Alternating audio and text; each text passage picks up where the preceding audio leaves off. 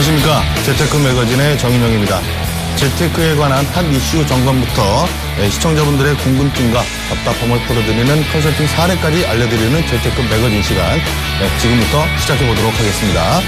방송을 보시면서 상담이나 컨설팅이 필요하다라고 느끼시는 분들은요, 전화 02-3153-2669번 또는 서울경제TV 홈페이지 프로그램 게시판에 상담 신청을 남겨주시면 저희가 상담과 컨설팅을 도와드리도록 하겠습니다. 자, 오늘도 저와 함께 해주실 두 분 나오셨습니다. 서정환 팀장, 최진원 팀장 인사 좀 부탁드리겠습니다. 안녕하세요. 네, 일단 최근 핫 이슈부터 좀 살펴볼까요? 이것에 맞는 통장 ISA란 개인 종합 자산관리 계좌, 약자로 뭐라고 써있는데 ISA. 네. 8월 6일에 기획재정부에서 발표한 그 2015년 세제 개정안에 포함됐던 내용이에요. 정부가 올해 세법 개정안을 확정했습니다. 개정안은 청년 고용기업에 세제 혜택을 주고 과세 혜택이 포함된 개인종합 자산관리 계좌 ISA를 신설하는 등 둔화된 경제 활력을 살리고 중산 서민층의 생활을 안정화한다는 내용입니다. ISA는 하나의 계좌에 예적금, 펀드, 파생상품 등 다양한 금융상품을 운용할 수 있는 일종의 만능 계좌입니다. 연간 2천만 원 한도로 5년간 적립할 수 있고 만기 인출 시 이자와 배당 소득 등 모든 상품의 이익과 손실을 합한 순수익에서 200만 원까지 비과세 혜택을 볼 수 있습니다. 개인종합자산관리 계좌, 영어로 아까 말씀드린 것처럼 ISA라고 하는데 네네. 그냥 계좌 어떻게 뭐 이름이라고 보면 되는데 그렇죠. 정확하게 이 계좌가 뭔지 네. 좀 설명을 좀 자세히 해드려야 될 것 같아요, 지금부터. 네. 예. 그 ISA는 일단 예적금, 그리고 국내 및 해외 펀드, ELS 등 모든 상품을 포함한 하나의 계좌로 수익의 일정 부분에 대해서 세제 혜택을 받을 수 있는 상품, 이른바 만능 통장, 이렇게 지금 나오고 있는 상황이죠. 사실은 지금도 서민을 위한 금융상품들은 굉장히 많이 있어요. 적진 않아요. 예, 어떤 것들이 있나요? 대표적인 상품으로는 일단 연금저축이 있겠죠. 직장인들이 쉽게 가입하는 이제 연금저축을 통해서 이제 소득공제도 받고 그걸로 이제 노후 준비는 어느 정도 하시고 이런 상품이 있겠고요. 그다음에 재형저축이라든지 소장펀드 들어보셨을까요? 소득공제 장기펀드 같은 경우도 이제 근로자나 사업자의 대상을 한도로 하지만 이제 그런 부분을 대상으로 이제 가능하고요. 비과세라든지 또는 소득공제라든지 이런 부분을 의무 납입 기간만 지나가면 이제 혜택을 볼 수 있도록 그렇게 잡아놨습니다. 그럼 이제 좀 저희가 ISA라는 거에 대해서 정확하게 좀 하나씩 좀 찝어보는 게 좋을 것 같아요. 네. 일단은 가입 대상부터 보죠. 예전에 세금의대 저축 상품보다는 가입 폭이 넓어졌다. 라고들 많이 하는데 이게 맞는지. 기본적으로 소득 증빙만 되면은 가능하니까요. 세제 혜택은 그렇게 좁은 편은 아니라고 할 수 있겠죠. 근데 이제 근로자나 사업자가 아닌 분들, 예를 들어 주부분들이나 또는 학생분들 같은 경우는 이 대상자에서 제외된 것이 조금 아쉬운 부분인 것 같습니다. 네, 있죠. 그런 분들. 그러니까 저번 주에도 그랬고 대출에 관한 제도 바뀌는 것도 그렇고 이제 소득 증명하면 할 수 있는 게 없어요. 그러니까요. 자, 그럼 이제 다음 볼 때 세제 지원. 네. 이 상품의 핵심이죠. 그렇죠. 이제 ISA에 포함된 금융상품에서 발생한 수익에 대해서 혜택을 주는데요. 수익의 200만 원까지는 비과세, 초과분은 9.9%의 분리과세를 적용한다는 건데 더 큰 문제는 사실 이게 계좌가 인출도 안 되고 해지가 안 돼요. 5년 동안 묶인 점이 좀 있어요. 그게 가장 큰 페널티거든요. 다음은 납입 한도하고 의무 납입 기간이라는 게 있어요. 이게 약간 또 걸림돌이 될 수 있는데 이거 좀 설명 좀 해주시죠. 이게 연간 한도는 2천만 원까지 1년에 2천만 원까지 납입이 가능하고요. 의무 납입 기간이 존재하는데 이게 5년입니다. 그래서 2천만 원 곱하기 5년 해서 1억까지 납부가 가능하겠죠. 다만 기존에 재형저축이나 아니면 소장펀드, 소득공제 장기펀드 있지 않습니까? 그걸 갖고 계신 분들은 이 한도에 포함되는 점도 좀 알아두셔야 될 것 같아요. 근데 다만 이제 일정한 조건이 되면은 근로자분들 같은 경우 소득이 좀 적거나 또는 자영업자분들도 소득이 좀 적으시면 그런 분들 같은 경우 의무 납입 기간을 3년으로 조금 줄여주셨고요. 네, 조금 그다음에 세제 혜택 같은 경우는 이제 내년부터 시행이 돼서 약 3년 정도의 기간 동안만 가입이 가능하다 보니까 요 한시적인 좀 제도라고 볼 수 있겠습니다. 약간 이게 정부 정책인데 약간 특판 같은 분위기가 나네요. 그쵸. 특판이나 다름이 없죠, 사실. 저도 그런 것 같아요. 2, 3년 동안만 파니까 빨리 사세요. 그쵸. 맞아요. 거기다가 이제 대신에 5년 길죠? 저소득자들은 3년 정도로 줄여드릴게요. 맞아요. 이게 홈쇼핑에 나오잖아요. 그러니까요. 지금 이 시간만 가능합니다. 이러면서. 이게 과연 진짜 제대로 된 세제 혜택인지 좀. 네. 자, 그럼 이제부터 그 ISA 핵심인 세제 혜택 내용에 대해서 좀 하나씩 점검을 해보죠. 네. 일단 그 ISA라는 것 자체가 상품 이름은 아니잖아요. 네. 이거는 금융상품 포함한 계좌를 통틀어서 말하는 말인데. 그렇죠. 여기에 포함되는 금융상품 종류들이 굉장히 여러 가지 것들이 있을 것 같아요. 여러 하나씩 가지 좀 있죠. 말씀 좀 해주시죠. 일단 기본적으로 그 은행과 증권사의 예금, 그리고 적금, 그리고 국내 및 해외 펀드에 포함되어 있는 이제 뭐 그 주식형 펀드라 해외 주식형 펀드라던가 아니면은 뭐 채권형 펀드라던가 뭐 ELS, ELD 이런 뭐 다양한 상품들을 뭐 꾸릴 수가 있겠죠. 근데 여기에 좀 말들이 있죠? 그렇죠. 네. 어떤 것들이 말들이 있는지. 이게 어떤 말이 있냐면요. 예적금이나 해외 펀드, ELS 같은 상품들은 세제 혜택이 적용돼요. 그런 상품들은 사실 이제 이자 소득세라 그래서 우리가 15.3% 이제 그 세금에 내지 않습니까? 이제 그 채권형 펀드도 그렇고요. 그렇죠. 배당 소득이나 이런 게 있기 때문에. 그런데 사실 주식형 펀드, 국내 주식형 펀드 같은 경우에는 애초에 세금에 내지를 않아요. 그거는 이제 매매 차익이기 때문에 이자 소득하고는 다른 개념이거든요. 그렇죠. 그래서 이게 포함이 되지를 않는데 한다고 해서 이게 좋은 게 없거든요. 어차피 비과세니까. 맞습니다. 오히려 IS의 그 국내 주식형 펀드를 포함을 시켰다가는 그렇죠. 의무 납입 기간에 적용을 받기 때문에 맞아요. 거꾸로 실효성이 없을 수가 있다는 좀 생각이 듭니다. 오히려 나빠지죠. 그러면. 원래 없던 건데 포함시켜서 있는 것처럼. 그렇죠. 네. 그거 맞죠? 그건 맞습니다. 맞죠? 네. 예. 그럼 다른 상품들은 또 어떤 게 있나요? 뭐 이제 해외 펀드나 채권형 펀드 같은 경우에 혜택이 존재해요. 채권형 펀드는 우리가 이자 소득세를 내니까요. 해외 펀드도 그렇고요. 세금에 부과하는 부분이 있으니까 그런 부분에서 이득을 볼 수도 있겠죠. 그 외에 뭐 최근에 많이 하셨던 ELS 상품 같은 경우도 여기에 뭐 적용된다고 볼 수 있겠습니다. 한참 붐이 많았죠. 그러면 좀 간략하게 정리를 해보면 어차피 세금이 없는 국내 주식형 펀드 네. 빼고 지금 말씀하신 예적금, ELS, 그다음에 국내든 국외든 포함해서 채권형 펀드 그리고 해외 주식형 펀드들도 지금 세금이 부과되니까 네네. 요런 쪽은 그나마 좀 혜택이 있다는 얘기인데 네. 근데 이제 문제는 완전 비과세가 아니에요. 다 한도를 정해놨어요. 한도가 정했어요. 또 이게 또 세금 우대 혜택 받으려면 5년 동안 자금 묶어놔야 돼요. 네. 또 세금 우대 혜택이 뭐 큰 것도 아니고 15.4% 중에 한 4, 5% 정도만 깎아준다는 깎아주는 거. 거니까 그 일반 서민들이 볼 때는 이걸 과연 가입을 해야 될까라는 고민을 한 번쯤 하게 될 것 같아요. 그러니까요. 이게 만약 비과세라면은 그래도 혜택이라고 할 수가 있는데 단지 세금 우대는 큰 혜택이라고 할 수가 없고요. 이게 5년 동안 묶이는데 사실 서민들이 걱정하는 게 내가 당장 쓸 돈이 없는데 이거를 깨야 되나 말아야 되나 그게 더 크지 세금 몇 푼 깎아주는 거 그렇게 크게 와닿지 않거든요. 거기다가 이제 세금 우대라고는 하지만 분리과세라고 명시가 돼 있어요. 그렇죠. 일반 서민들한테는 큰 혜택이 없을 것 같은데. 맞습니다. 그게 그 가장 큰 문제라고 볼 수 있는 게 네. 일반 서민들은 일반 소득세 외에 큰 소득이나 이런 게 없기 때문에 이 분리과세에 대한 혜택을 사실 보기가 그렇게 실효성이 그렇게 없다고 좀 보여지거든요. 그래서 어찌 보면 이런 그 정책이지만 이런 그 상품 자체, 이런 특징 자체가 누구에게 과연 이득을 주는 건가라는 좀 생각이 들긴 합니다. 그러니까 이게 참 이제 다 그 근로자 이제 그 서민들을 위한 정책이 만능 통장이라는데 사실 보면은 이게 뭐 그렇게 도움이 될 것 같지는 않아 보여요. 지금까지는. 그러니까 일반적으로 보면은 그 종합소득세에서 이자소득이든 배다소득이든 뭐 몇천만 원씩 이상 소득을 버는 사람들은 분리과세 혜택이 있겠지만 그렇죠.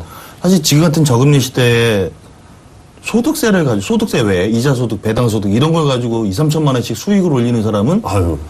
서민들은 서민들이 꿈도 못 꾸죠. 아니잖아요.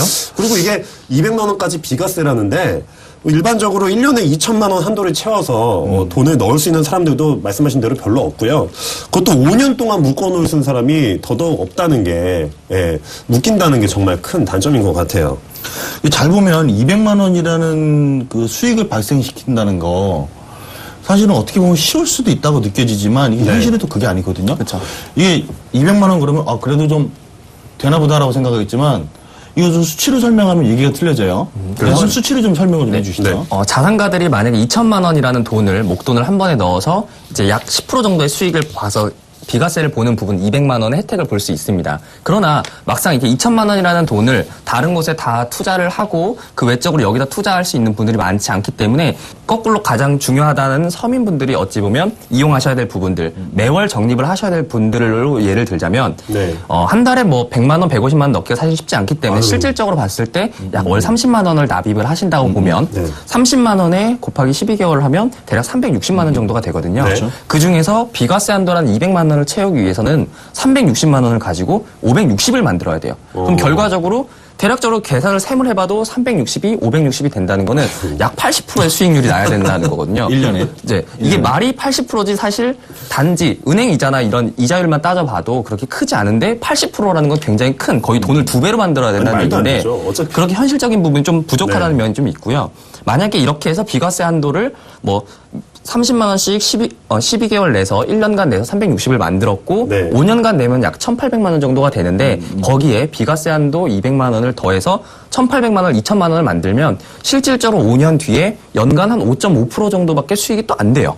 그렇죠. 그러면 어떻게 따져보면 앞에는 수익을 굉장히 크게 만들어야 될 것처럼 보지만 실제로 5년을 유지하는 입장에서 최대 한도를 본다고 생각해도 금액 자체가 5.5%밖에 안 됐는데 5년이라는 기간을 묶어버리거든요. 그러면 차라리 실효성이 없다는 부분이 강조가 될 수가 있을 것 같아요. 이게 그 아까 80% 수익 말씀하셨잖아요. 네네. 1년에. 1년에 80% 그쵸. 수익인데 웃긴 거는 재밌는 거는 여기 지금 들어갈 수 있는 게 일반 주식형 펀드는 제외 대상이잖아요. 어차피 비과세니까. 그러면은 1년에 80% 수익을 나는 게 주식형 펀드 말고는 뭐 일반적으로 예적금에서 1년에 80% 수익? 뭐 혹은 채권형 펀드로 80% 수익? 쉽지 말도 안 않죠. 되죠. 네. 쉽지 않은 게 아니라 말이 안 되는 건데 그거를 80% 수익을 어떻게 내냐는 거죠. 그러니까 이게 참 거꾸로 거기다 5년 동안 연한산 수익률을 5.5%를 바라고 수익을 투자하시는 분들도 사실 없을 거예요. 그렇죠? 투자하시는 분들 중에 연한산 5.5% 정도 바라보고 투자를 하고 그것도 묶어놓는다. 아유. 좀 이상하죠. 실효성이 많이 없죠. 그럴 분들이 네. 없어요. 예. 5년 동안 자금 묶어놓고 높은 수익률을 낸다는 보장도 없다. 네네. 예. 그리고 큰 수익률을 낼 수가 없잖아요. 또 구조상 여러 네. 가지 있다 보면. 결국은 서민들에겐 큰 도움이 안 될 수밖에 없을 것 같아요. 예. 그렇죠. 또 만약에 높은 수익률을 바라본다 그러면 네. 아까 말씀하셨던 국내 주식형 펀드를 하는 게 좋은데 그렇죠. 그게 또 어차피 세금 혜택은 그냥 주식형 펀드라나 여기 들어가는 차이가 없으니까. 차이가 없죠. 그럼 결국은 이제 주식형 펀드라는 국내 말고 해외 쪽으로 좀 더 눈을 저희가 돌려야 되잖아요. 네, 그건 좀 이야기가 다르죠. 그 해외 주식형 펀드. 근데 문제는 내년에 또 비과세 전용 펀드가 같이 시행이 된다고 하네요. 그러니까요. 그거 좀 설명 좀 해주세요. 이게 1인당 3천만 원을 한도로 10년간 비과세되는 특례안이 발표되었습니다. 다만 이제 배당 수익이나 채권형 펀드에서 발생한 수익에 대해서는 과세되는데 중요한 점은 해외 주식형 펀드도 이렇게 이제 3천만 원 한도로 하는 비과세 특례안 그런 통장이 또 따로 만들어진다는 거예요. 이거 ISA 말고도. 그럼 ISA도 해외 펀드가 들어가고 네. 또 비과세 전용 해외 펀드도 생기고 네. 어떻게 보면 다양성은 좋을 것 같아요. 그죠? 선택의 폭은 좀 넓어지니까. 겹치죠, 이게. 근데 그렇게 따지면 해외 펀드는 해외 펀드만 해야 되는 상태고 국내로 넘길 수도 없고 그렇죠. 전환도 안 되고 이렇게 IS에서 넘겨봤자 세금 혜택 불러면 예적금으로 넘겨야 되는 건데 맞아요. 그럴 거면은 차라리 보험사의 그 변액 유니버셜 이게 펀드가 보통 한 회사 한 상품당 뭐 20개 30개씩 들어가는 국내 국외 주식 채권 가리지 않고 차라리 그럼 그게 어차피 비과세 혜택도 있으니까 그거라는 것도 좋지 않나라는 생각이 드는데. 어찌 보면은 이 보험사에 원래 있는 상품인데 이미지나 이런 것들이 너무 안 좋아서 사실은 은행이나 증권사 새로 만들어낸 것밖에 되지 않는다라는 느낌이 사실은 좀 들어요. 그러니까 보험사에 지금 있는 이 변액 유니버셜 같은 경우는 초기에 사업비가 물론 빠질 수는 있겠지만 국내나 해외 어디든 투자해도 지역에 대한 투자가 상관이 없어지고 또 주식이나 채권 같은 경우도 변경이나 가능하기 때문에 그런 것도 대응도 다 가능하고 거기다 10년만 유지하면 금액에 대한 부분도 거꾸로 네. 비과세까지 가능하고 그 외적으로 2배수까지 더 가능하다 보니까 차라리 중도 인출까지 가능한 이 상품을 차라리 더 활용하는 게 사실은 더 실이익적인 부분이라고 생각이 들어요. 이게 언제든지 내가 마음대로 이제 넣었다 뺐다 할 수 있으면은 차이가 있겠지만 의무납입 한도를 5년이라고 걸어버렸잖아요. 이거는 뭐 사실 정부에서 발표했지만 이제 보험사나 증권사 상품이랑 별 다를 바가 없네요. 이게 그리고 우리가 변액 상품들을 굉장히 많이 그 일반 분들도 알고 계시는데 오해나 편견 같은 것도 좀 있으신 것 같아요. 그렇죠. 그냥 이제 딱 그거를 안 좋은 이미지가 있고 그리고 그걸 관리를 못하고 이거를 그냥 정말 대단한 상품인 것처럼 과대 포장해서 판매가 되어서 이제 많은 민원 사례들도 많긴 한데 사실 그 장점들을 꼼꼼히 따져보면은 명백한 장점들도 분명히 있거든요. 예. 그거는 이제 잘 살리시는 분들이 일부 대상들이 좀 있죠. 그렇죠. 근데 지금 남아있는 상품은 비과세 상품은 사실 저축성 보험밖에 없어요. 네. 예, 10년 유지하는 조건, 뭐 그 외 몇 가지 조건이 있지만, 근데 어떻게 봐도 근데 IS가 이거보다 좋은 점을 솔직히 저는 솔직하게 네. 잘 모르겠어요. 예, 그나마도 이제 비과세 저축 보험 상품 이게 부자들의 전용 상품이다라는 얘기가 들 정도로 사실은 자산가들은 많이 쓰고 있는 상품 중에 하나예요. 네.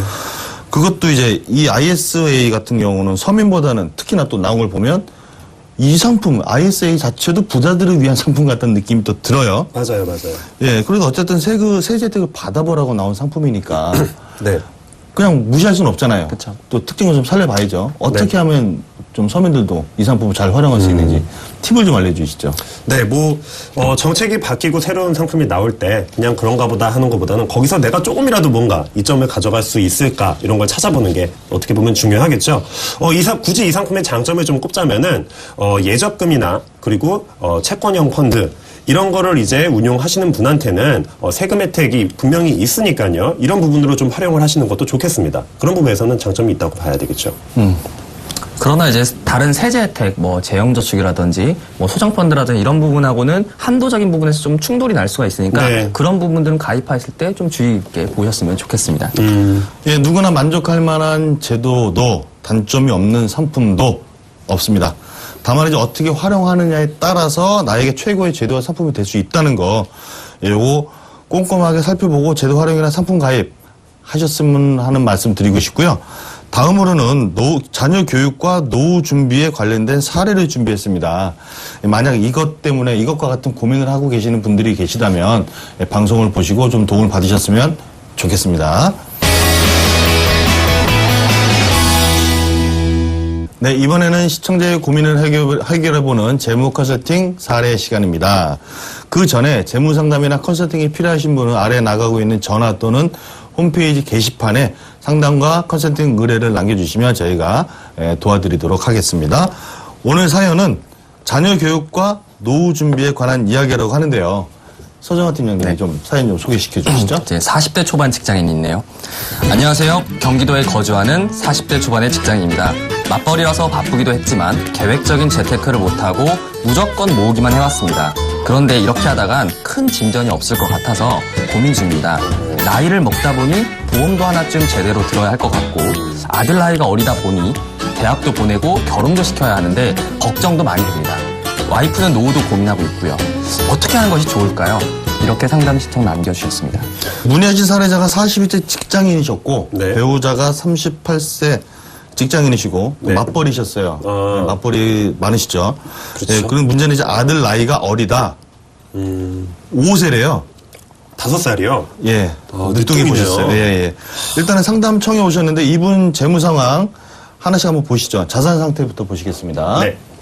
네, 현재 30평대 빌라에 거주 중이고요. 네. 작아시고 부채는 없어요. 그리고 투자 자산은 없고 모두 현금성 자산으로 갖고 있네요. 네, 다음은 현금으로 볼까요? 보면 큰 문제는 없습니다. 맞벌이라서 외식비를 좀 써서 생활비가 19세에 비해서 조금 있고요. 다만 이제 일반 지출은 아들 교육비가 대부분을 차지합니다.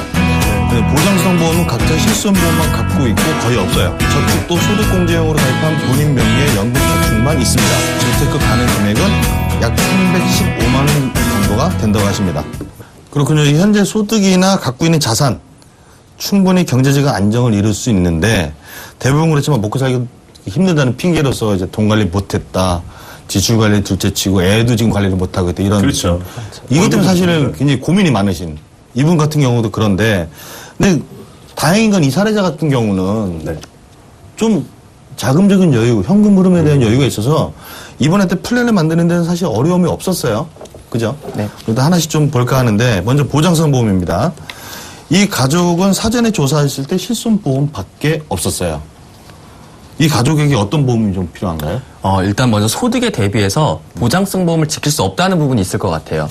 일단은 소득에 대비해서 보장성 보험이 없기 때문에 이런 것을 지켜야 되는데 게다가 지금 보시면은 주 소득원 자체가 좀 쏠려 있어요. 그죠. 소득원이 좀 네. 쏠려 있다는 얘기는 그분의 그분이 만약에 그 소득을 벌지 않으면이라는 위험이 있으신 거거든요. 게다가 소득 대비 지출 지금 보시면 500만 원을 예를 들어서 뺀다 하면 총 지출이 300만 원 정도 나가는데 그런 것을 봤을 때 내가 만약 150만 원 벌면 한 달에 매달 150만 원씩 없어지기 때문에 그런 부분들 주의하셔야 되거든요. 그렇기 때문에 지금 주소득원이신 분에 대한 그 위험 보장이 들어가야 된다는 부분이 가장 큰 핵심일 것 같아요. 필요하죠. 그래서 뭐 갑자기 돌아가시거나 또는 아프셔서 병원에 계속 입원하셔서 소득을 못 버는 상황이 되거나 이런 사망이나 후유장애 네네. 부분을 꼭 챙겨 가셔야 되고 그래서 뭐 굳이 비싼 비싼 종신보험을 지금 가입하시기보다는 어느 정도 기간 자녀가 다 큰다든지 어느 정도 기간을 두고서 정기보험으로 기간만 그 보험으로 사망이나 후유장애를 대비하시면 좋을 것 같습니다. 자, 그리고 다음은 이제 사례자분이 가장 궁금하셨던 재테크 포트폴리오 부분인데 한번 네. 볼까요? 이분은 크게 지금 세 가지로 나누어져요. 자녀 교육, 노후 자금, 그리고 예비비. 하나씩 좀 점검을 해볼까요? 일단은 첫 번째가 이 네네. 기간을 재테크 기간을 네. 15년으로 설정을 했는데 그 이유를 한번 좀 말씀해 주시죠. 이분이 문의하셨던 부분은 이제 본인이 은퇴할 나이가 됐을 때, 은퇴할 나이가 됐을 때가 자녀의 대학 입학식이라 등록금이라도 만들어주고 싶고 여유가 된다면은 결혼할 때 이제 조금이라도 도움을 주고 싶어 하셨어요. 자녀분한테. 그래서 15년의 기간을 설정을 했고요. 상품 추천 이유는 이제 다양한 펀드 구성으로 수익을 추구할 수가 있기 때문에 자녀가 성인이 되기 전에 본인에게 무슨 일이 생기면 뭐 회사가 보험료를 대신 내주고 차후에 계약자 변경을 통해서 자녀한테 결혼 선물로 그냥 줘버리면 되는 거거든요. 아니면 통장에서 일부분을 인출해서 줘도 되는 부분이거든요. 뭐 이렇게 비과세 통장을 넘겨줄 수 있기 때문에 제가 좀 이렇게 추천을 드린 부분입니다. 어떻게 보면 그 보험이라는 상품이 네. 계약자, 피보험자, 수익자라는 하나의 상품의 주인이 셋이 될 수 있는 어떻게 보면 그런 효과를 노린 컨셉이 될 수도 있겠네요. 그렇죠. 상속하기에는 참 편하죠. 장점도 많고요. 그럼 이제 부부 노후자금 한번 볼까요? 예. 네, 일단은 현재 연금저축 보험을 하고 계신데 이 연금저축 보험 같은 경우는 이제 증권사를 기간 이전을 해서 연금저축 계좌로 이전을 하시고 네. 이제 한도가 연간 400만 원이기 때문에 월 33만 원까지 납입이 가능하시기 때문에 또 소득이 크기 때문에 기존에 25만 원 내시던 걸 좀 증액해서 33만 원까지 납입을 하시고 그다음에 또 연금은 이제 피보험자 기준으로 각각 가입이 가능하시고 그다음에 이 한 분이 만약에 돌아가시거나 그러시게 되면 연금을 못 받을 수 있기 때문에 그런 것 때문에 또 게다가 여유가 되시기 때문에 나눠서 각각 가입을 하셨습니다. 그렇죠. 자, 이번 추천 상품이 근데 연금, 변액연금, 변액 유니버셜 보험 세 가지가 있는데 이 네. 차이점을 간략하게 설명 좀 해주시죠. 그냥 간략하게 좀 설명을 드리자면은 상품 가입 기준은 그 투자 성향입니다. 어떤 게 더 좋고 어떤 게 더 나쁘다는 건 없는데 내가 조금 더 이제 적극적이고 능동적인 성향을 띠고 있다 하시면은 변액 유니버셜 쪽으로 전액 이게 주식형 펀드로 들어갈 수 있는 걸로 이렇게 하시는 게 좋겠고 반대로 내가 조금 이제 안정적인 리스크를 조금 더 덜 보고 싶으신 성향이다 이러면은 변액연금을 통해서 이제 어느 정도 이제 납입이 끝났을 때 연금 개시 시점에 몇 퍼센트를 보장하지 않습니까? 연금 지급 그 금액을요. 그런 점을 들었을 때 어느 안정적인 성향이면은 그런 상품을 가져가시는 것도 좋겠죠. 그 이분 같은 경우는 변액 유니버셜 보험을 좀 공격적으로 운영하기 선택을 했다. 네, 이게 설명을 듣고 나시니까 좀 되게 적극적인 포지션을 많이 취하셨어요. 정리를 해보면 이 사례자께서는 그동안 못했던 위험관리에 대한 부족분, 예, 그 보장을 추천해 주셨고 네네. 원하셨던 두 가지, 애들 교육자금, 네. 앤드 결혼자금, 네. 거기에 이제 본인 노후자금까지, 예, 부부 노후자금이죠. 해결해 주셨는데, 그리고 거기다 이제 추가로 경제적인 변수에 대비해서 예비자금까지 마련을 해 주셨어요. 네. 예, 팀장님, 그 서정환 팀장님이 이번에 그 사례자분과 비슷한 상황에 계신 분들 컨설팅 포인트 도움될 만한 거 좀 알려주시죠. 네, 이 사례자분 같이 경제적 목표를 좀 정하셔야 됩니다. 언제까지 누구한테 어떠한 목적을 할 건지에 대한 부분을 정하셔서 이런 경제적 목표를 수립하시고 그다음에 자신의 투자의 성향에 맞게 이제 일전에 말씀드렸던 ISA라든지 그 외적인 뭐 변액 유니버셜 상품들을 각자 적합하게 성향에 맞게 선택을 하셔서 그 목표를 이룰 수 있도록 하시는 게 가장 중요하고 그 외적으로 예비비까지 마련하셔가지고 그 계획에 차질이 없게끔 하는 게 가장 중요할 것 같습니다. 네, 오늘 사례를 방송에 나가게끔 해주신 그 사례자분께 일단 감사의 말씀을 드리고요. 네. 저희가 짜드린 보험 플랜 그리고 재테크 포트폴리오 잘 실행하셔서 원하시는 미래 꼭 맞이하셨으면 좋겠습니다. 우리에게 영향을 주는 최근 경제 이슈와 그리고 재테크에 대한 답답함을 풀어보는 컨설팅 사례까지 오늘 얘기 나눠봤습니다. 방송을 보시는 분들도 좀 도움이 많이 되셨으면 하고요. 재테크에 대한 궁금증이나 고민이 있다, 나도 컨설팅이 필요하다라고 계시는 분은요, 방송이 끝난 후에도 전화 02315-2166-9번 또는 서울유니티비 홈페이지 프로그램 게시판에 상담 신청을 남겨주시면 저희가 언제든 시간 될 때 도와드리도록 하겠습니다. 재테크 매거진 오늘은 여기까지입니다. 시청해주셔서 감사합니다.